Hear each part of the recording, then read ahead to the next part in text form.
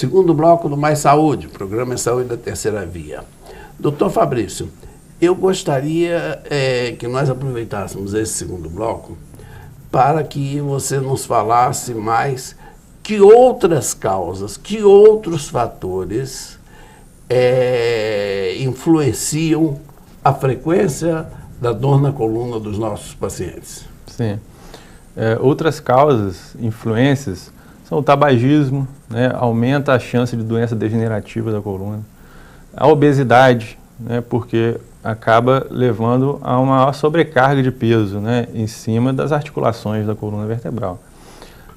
O sedentarismo, né, a baixa atividade física, isso daí porque os pacientes têm uma musculatura mais fragilizada, né, e a musculatura é que ajuda na sustentação do peso do corpo junto com a estrutura óssea, né? Então, se você tem uma musculatura atrofiada, uma musculatura que você usa pouco, né, você acaba sobrecarregando a estrutura óssea, as articulações, como um todo, não só a articulação da coluna, mas joelho, quadril, etc., né? E outra coisa que a gente falou muito é o tipo de trabalho, né? Trabalho com esforço físico, né? Trabalhos com cargas horárias excessivas, trabalhos com vibração, né? Tudo isso acaba afetando futuramente, causando dor na coluna por alterações das estruturas da coluna, né? E outra coisa, alterações psicológicas, doenças psicológicas.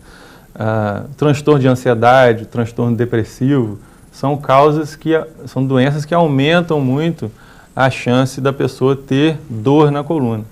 Porque essas condições, elas diminuem um pouco o limiar de dor da pessoa e também são pessoas mais tensas, com a musculatura mais travada, mais tensa, e isso acaba gerando dor, né? Claro. E muitas vezes na estrutura da coluna. Perfeito. E fale-nos um pouco sobre, dentro do ambiente domiciliar, o que os nossos telespectadores podem aproveitar da sua presença aqui, sim, para aprender como evitar a dor na coluna. Sim, deve-se evitar ficar por posições estáticas, viciosas, né, por muito tempo. Por exemplo, a pessoa que fica muito tempo sentada, né, no trabalho ou mesmo em casa, procurar uma postura mais ereta, apoiar a coluna com alguma coisa. No trabalho, pessoas que estão sentadas, adequar a altura da mesa, a altura do monitor, do computador, por exemplo, ao nível dos olhos, né? Então,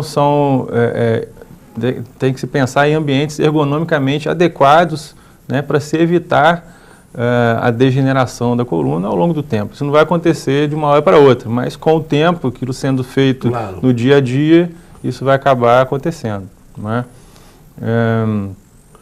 E sobre tratamento de dores na coluna, o que o senhor nos acrescentaria? Sim.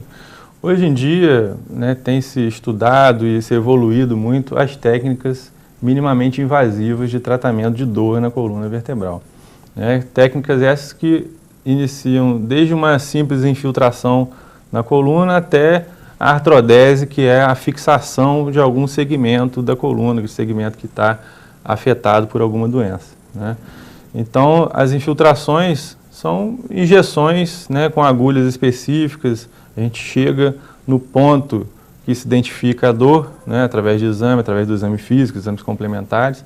Então, se chega ali com agulha e imagem de raio-x e injeta-se medicações, corticoides, né, anti-inflamatórios, anestésicos, né, para poder tirar a dor daquela região. Claro que todos os procedimentos, cada tipo de patologia vai ser tratada com um ou outro procedimento. Não são todas as patologias que se tratam com uma coisa só, né? Depois das infiltrações, vem a radiofrequência, que também, através de agulhas e eletrodos, a gente chega em pontos da coluna que o objetivo é, através de um aparelho que emite ondas de radiofrequência, destruir pequenas inervaçõezinhas na região da coluna, né? Isso é muito usado para tratamento de artrose da coluna, tirar a dor da artrose da coluna, né? Então a gente, destruindo esses pequenos nervinhos, né, a gente tira a sensibilidade daquela região e alivia a dor na coluna, né? Seguindo, vem-se já uma coisa mais um pouco invasiva, mas ainda dentro das cirurgias minimamente invasivas, que são as dissectomias percutâneas. O que é isso? É tirar, a gente, através de cânulas específicas, né, e endoscopia, né, com óticas, você chega no ponto onde tem uma hérnia de disco extrusa, uma hérnia comprimindo o nervo, né, da coluna. Então você chega ali e tira esse fragmento do disco que está herniado, né? O disco que eu estou falando é o disco intervertebral, o disco que fica entre uma vértebra e outra, é o disco feito de cartilagem, né? Que ele serve como um amortecedor na articulação da coluna, né?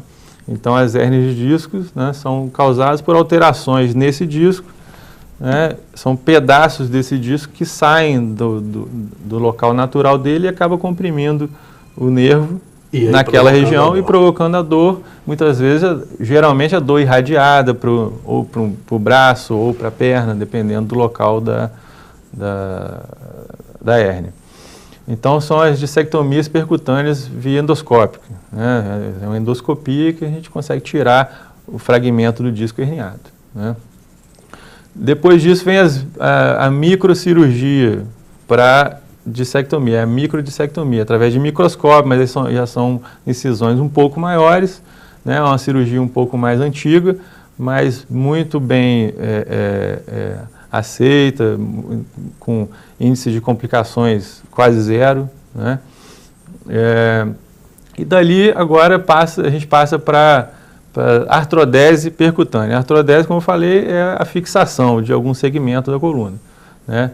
Então a gente consegue, através dessas técnicas novas de cirurgia minimamente invasiva, a gente consegue, com pequenas incisões, né, através de cânulas, a gente consegue uma visão direta da região onde vai se colocar o parafuso, né, e a gente consegue descomprimir o nervo, fazendo pequenas retiradas de osso, do disco também, né, e depois a gente consegue colocar os parafusos, haste e fazer a fixação, por via percutânea com pequenas incisões.